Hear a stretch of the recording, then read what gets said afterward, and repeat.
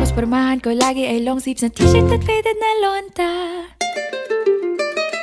Pero nung makilala kita, nagbagong bigla ang aking timpla. Natutuwa ko na magpariban at mag-ahit ng kilay at least once a month. Hindi ko alam kung anong meron ka na sa akin ay nagpalambot ng bigla. Sinong mag-aakalang lalaki pala ang bibihag sa tulad kong tigreng gala. Kahit ako'y titibo-tibo, puso ko ay titibok-tibok pa rin sa'yo.